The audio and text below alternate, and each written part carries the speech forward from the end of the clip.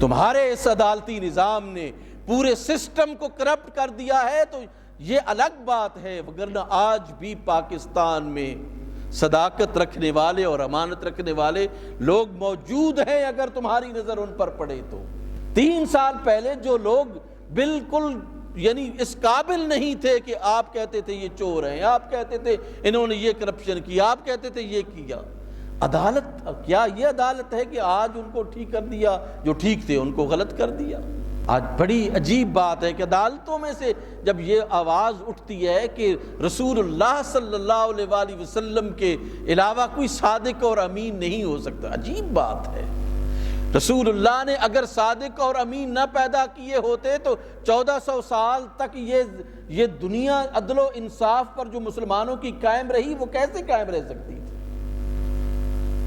امانت دار لوگوں کی ایک مضبوط ترین جماعت کو جناب رسالت مآب صلی اللہ علیہ وآلہ وسلم نے بنایا، ان کی تربیت کی، صادق لوگوں کی، امین لوگوں کی۔ عدالتوں کی کرسیوں پر بیٹھنے والے لوگوں کو پتہ نہیں ہے کہ ہماری تاریخ کیا ہے، ہماری تعلیمات کیا ہے۔ جناب ابو عبیدہ بن جراح کو رسالت مآب صلی اللہ علیہ وآلہ وسلم نے خود ارشاد فرمایا کہ ہر امت کا کوئی نہ کوئی امین ہے اور میری امت کا امین ابو عبیدہ بن جراح۔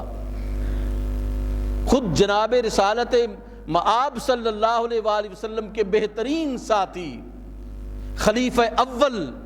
سیدنا ابو بکر صدیق رضی اللہ تعالی عنہ کو قرآن صدیق کہتا ہے، تم صادق کہتے ہو، وہ صدیق کہتا ہے قرآن کو۔ رسول اللہ صلی اللہ علیہ وآلہ وسلم والذی جاء بالصدق وصدق به اولئک هم المتقون، جناب رسالت مآب کی زبان سے اور دین کی زبان سے آپ کو صدیق کا لقب ملا ہے۔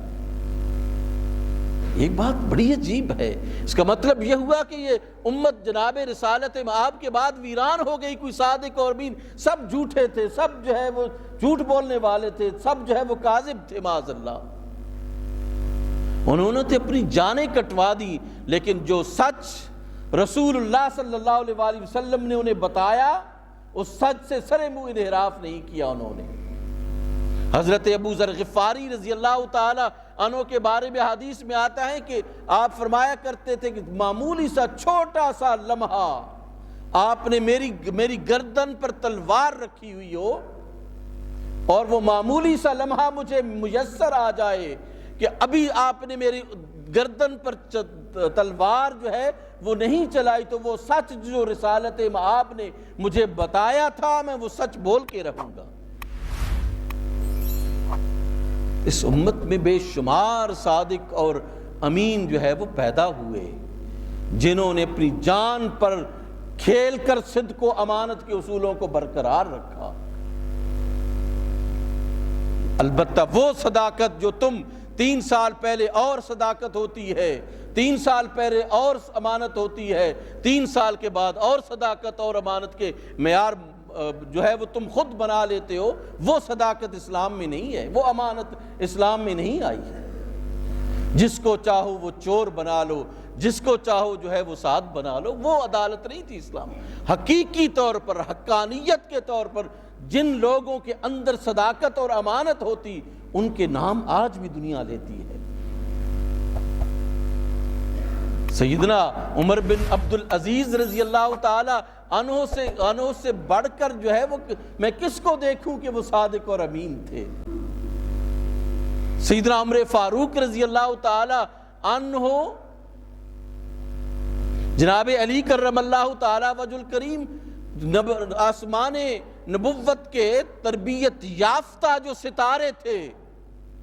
آج بھی ان کا فیض اس امت میں موجود ہے۔ تم کہتے ہو صادق اور امین صرف رسول اللہ صلی اللہ علیہ وسلم، پڑھو تو صحیح نا، تمہیں پتہ تو چلے اپنی تاریخ، پڑھو تو صحیح کہ تمہاری تاریخ بتاتی ہے ایسے خوبصورت تاریخی واقعات کسی بھی قوم کے ورثے میں نہیں آئے جو اللہ نے امت مسلمہ کو عطا فرمائے ہیں۔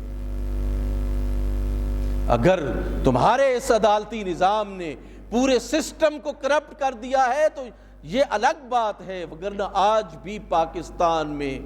صداقت رکھنے والے اور امانت رکھنے والے لوگ موجود ہیں اگر تمہاری نظر ان پر پڑے تو۔ وہ تو پیچھے دھکیل دیے گئے، کرپٹ لوگوں کو آپ کے عدالتی نظام نے سامنے لے کے آئے۔ 3 سال پہلے جو لوگ بالکل یعنی اس قابل نہیں تھے کہ آپ کہتے تھے یہ چور ہیں، آپ کہتے تھے انہوں نے یہ کرپشن کیا، آپ کہتے تھے یہ کیا، عدالت کیا یہ عدالت ہے کہ آج ان کو ٹھیک کر دیا، جو ٹھیک تھے ان کو غلط کر دیا؟